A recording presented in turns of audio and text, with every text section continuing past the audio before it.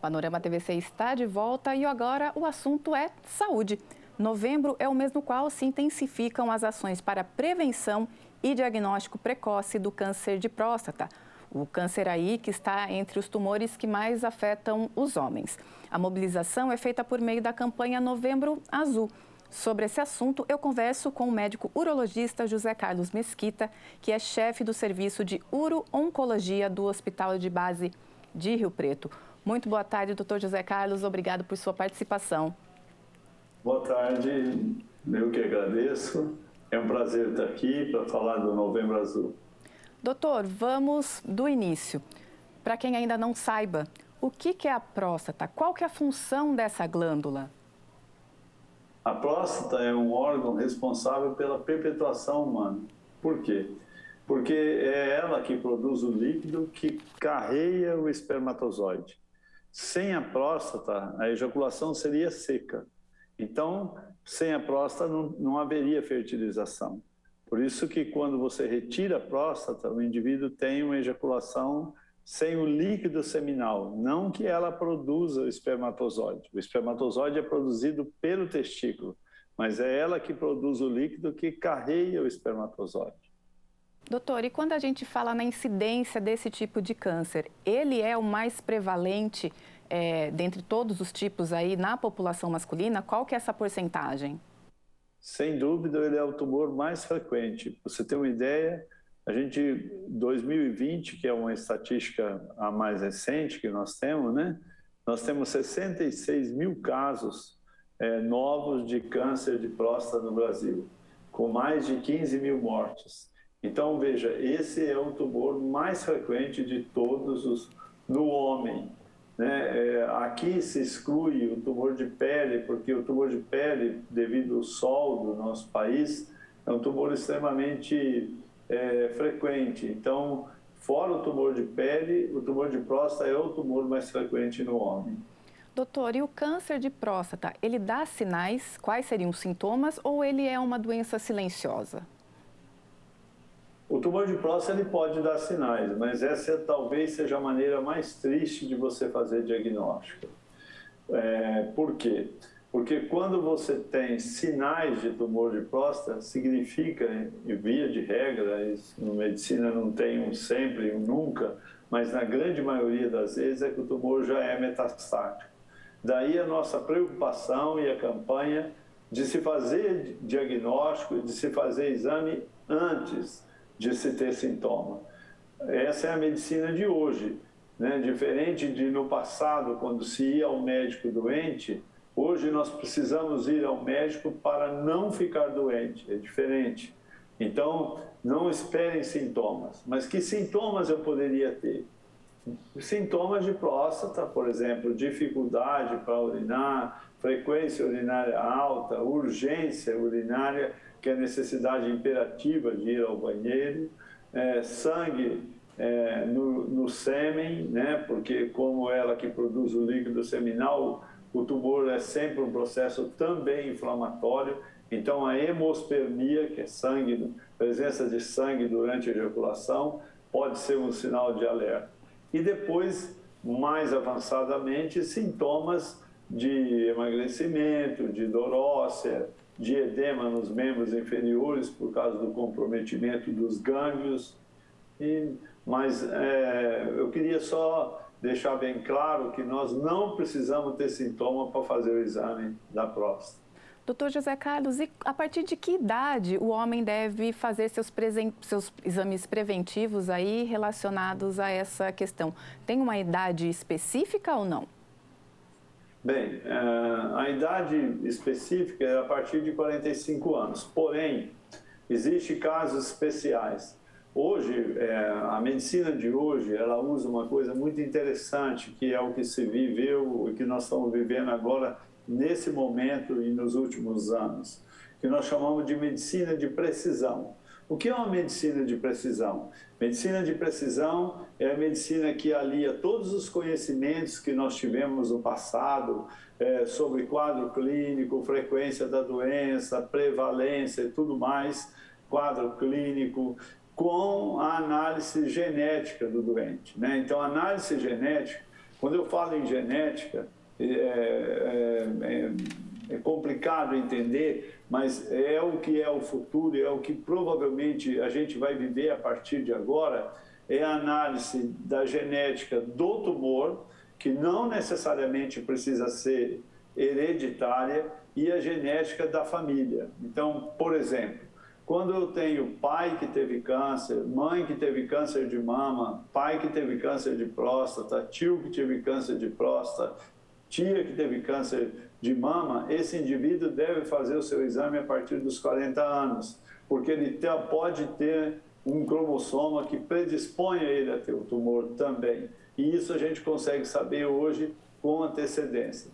Existe já disponíveis no mercado mapeamentos genéticos que te permite saber se você vai ter ou não, ou se você tem a propensão a ter esse tumor de próstata, já existe de pâncreas e outros. Doutor, e o senhor falou aí a questão do histórico familiar, né? E que outros fatores aí seriam considerados de risco para o câncer de próstata? Uma boa pergunta, porque assim, é preciso que se evite alimentos gordurosos, principalmente a gordura animal, deve ser evitado, a atividade física e outros fatores assim. O câncer, como acontece um câncer? Ele acontece por uma agressão à célula, né, que era uma célula normal, e isso pode vir de várias coisas, né? Por exemplo, de substâncias que são carcinogênicas, e a gordura animal, por exemplo, no câncer de próstata é uma delas, cigarro é outra, e assim por diante. E é isso que nós chamamos, por exemplo, de alteração genética somática, quer dizer, quando vem de fator externo, que não é hereditário. Então, o tumor, a análise genética do tumor, ele pode ter tumor de origem somática ou de origem germinativa. O que é germinativa? É quando é de um gene herdado do pai ou da mãe. Doutor, a questão racial, étnica, também aparece aí como talvez um fator preponderante? Parece que os homens negros são mais propensos. Já se sabe por que isso? Talvez, existem várias hipóteses que dizem isso, mas uma das hipóteses que existe é que homens negros têm níveis de testosterona maior, né? Então, realmente, a população negra, isso, aliás, é um negócio muito interessante isso. Apesar disso, essa é uma pesquisa americana, isso está muito claro nos Estados Unidos. Eu fiz uma tese sobre tumores, onde eu analisava e tentava estabelecer essa relação entre o lado racial e a presença de câncer. No Brasil, o IBGE não traz esses dados, né? Agora que mudou um pouco, mas a situação era assim, quando se fazia essa pergunta, se perguntava assim, a que cor você se declara? E aí, muitas vezes, o indivíduo era negro, mas se ele se declarasse que ele era branco, ela anotava como branco. Então, a gente tem muita dificuldade de fazer essa pesquisa no Brasil. Mas na pesquisa americana, realmente, a incidência em negros é maior do que nos brancos. E eles têm realmente nível de hormônio de testosterona diferente dos brancos. Doutor, e falando dos exames, quais são os principais exames para a detecção precoce do câncer de próstata hoje aqui no Brasil? O exame médico, quer dizer, fazer o exame com o médico, o exame médico é o toque retal e o PSA. É a partir desses dois exames, que são muito simples, é que a gente vai poder fazer ou imaginar se tem ou não. É preciso que se tenha os dois normais. Um alterado já é motivo de continuar a investigação. Como que é o próximo passo? É fazer um exame de imagem, que pode ser um ultrassom, uma ressonância. Se houver área suspeita, quem dá o diagnóstico definitivo é a biópsia, né? A biópsia é quem vai dizer se ali tem célula maligna ou não maligna e qual é o grau de agressividade dessa célula, que isso nós em medicina chamamos de indiferenciação. Doutor José Carlos, é sabido que os homens adiam a ida ao médico, especialmente quando a gente fala desse tipo de exame do toque retal. Ainda há muito preconceito com relação a isso, desinformação, ou com o passar dos anos isso vem melhorando, as questões ficando mais esclarecidas? Eu acho que a imprensa tem nos ajudado muito com relação a isso, né? E a imprensa e as mulheres, né, que obrigam seus maridos a vir ao médico. Mas, na realidade, assim, ainda há muito preconceito, ainda há muita brincadeira, né? Porque se o toque retal é feito com uma polpa digital, então não tem porquê, né? É lógico que é um exame desagradável, às vezes constrangedor, né? É cheio de preconceito, ninguém vai mudar de opção por fazer um exame médico, né? Agora, ainda existem esses preconceitos, brincadeiras que eu acho que às vezes levam a um constrangimento maior, mas isso eu acho que é momento da gente esquecer isso e nos cuidar para ter uma vida melhor, né? Para ter uma vida de qualidade melhor. Doutor, eu vi uma informação que parece que uma porcentagem dos homens que às vezes apresentam o exame do PSA, que é o exame de sangue normal, mas se for confiar só no exame de sangue, não é legal, porque uma porcentagem deles podem já ter o câncer. É isso mesmo? Que porcentagem seria essa? Exatamente. PSA, o que é um PSA normal? Na realidade, quando você analisa o PSA, dizer que o PSA é normal, sempre você tem que ter exames comparativos, porque o PSA, um valor de segurança, ele deve crescer em torno de 0,5 ao ano. Então, muitas vezes o cara tem um PSA alto, mas ele já era alto e já vem vindo alto de muito tempo. E quando é baixo, agora sim, a porcentagem de se ter só alteração, então quando olhar no PSA, não é só o valor do PSA, se a cinética dele também estiver baixa, o PSA baixo e tudo baixo em PSA, aí a chance de ter tumor realmente é muito baixa. Mas o toque retal é complementar. Não existe médico sem se fazer exame físico, né? É importante que o médico tenha participação no diagnóstico e faça o exame do paciente. Então, apesar da chance ser baixa, né? Quer dizer, de a porcentagem ser baixa, mas é o que eu digo, precisa saber como se está interpretando esse PSA. Porque se ele é um indivíduo, vamos imaginar, PSA normal é de 0 a 4, né? Hoje a gente usa 2,5, mas só para te dar um exemplo. E eu tenho 2, eu digo, eu não tenho câncer. Não é verdade. Se eu tinha 0,5 ano passado e tenho 2 esse ano, eu já não sou tão normal quanto eu estou imaginando, entendeu? Então, precisa se fazer. Por isso que o exame é anual, até para poder se analisar o PSA. Então, quando nós olhamos PSA, por exemplo, a gente olha também o tamanho da próstata. 1 grama de próstata maligna produz uma quantidade 10 vezes maior de PSA do que 1 grama de próstata benigna. O que isso significa em termos práticos? Significa que quem tem próstata grande pode ter PSA grande. E quem tem próstata pequena tem que ter PSA também pequeno. Então, às vezes, o indivíduo tem um PSA de 10, por exemplo, mas ele tem uma próstata de 120 gramas, e aí? Não, para 120 gramas, o PSA dele é normal, né? Então, olhar PSA e falar em grande e pequeno, a gente tem que olhar tamanho de próstata, velocidade, e aí sim, interessante isso. Doutor, considerando aí uma média dos casos, como em geral o câncer de próstata se apresenta? Ele, em geral, é localizado, é pouco ou muito agressivo? Dá para falar disso numa questão de média da maioria dos casos ou não?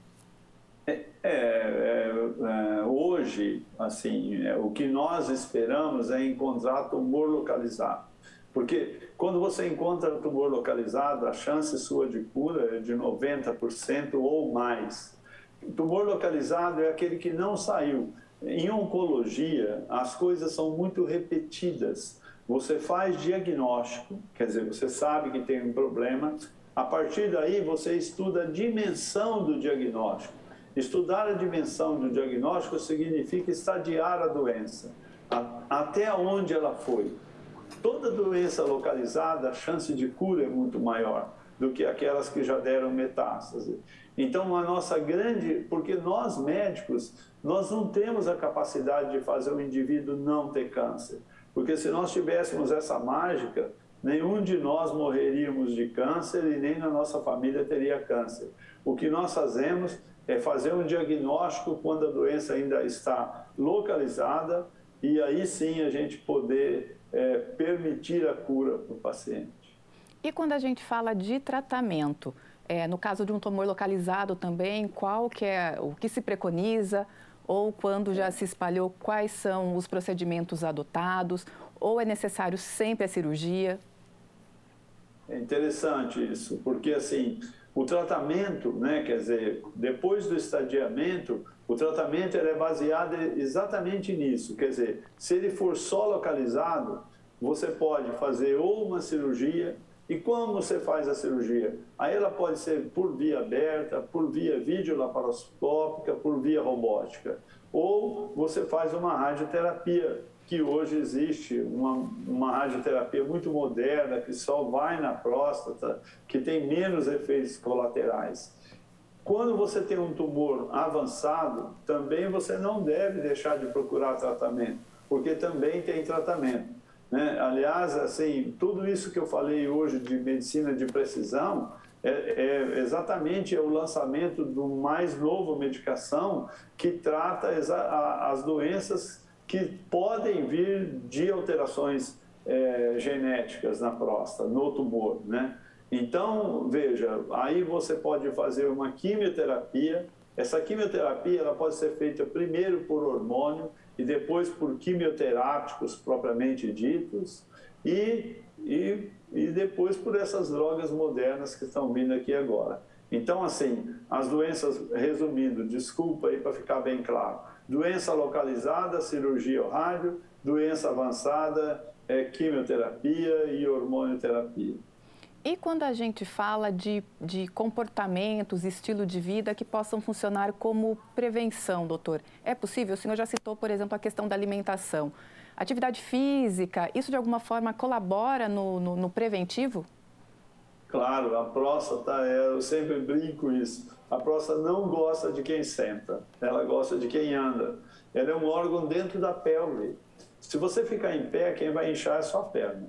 Tá certo ou não? Seus pés. Se você ficar sentado, é sua pelve. E a sua próstata está dentro da sua pelve. Então, próstata gosta de atividade física, de atividade sexual saudável também. Porque, claro, quando você ejacula, a próstata se contrai, você elimina o líquido que está dentro dela. Então, isso, a atividade sexual saudável, não aquela com risco de infecção, de doenças venéreas, mas a atividade sexual saudável também é bom para a próstata. Doutor, nós estamos nos encaminhando aí para o final da nossa entrevista. O HB está realizando uma ação do Novembro Azul lá na favela da Vila Itália. Conta para a gente um pouquinho que tipo de ação está sendo realizada lá.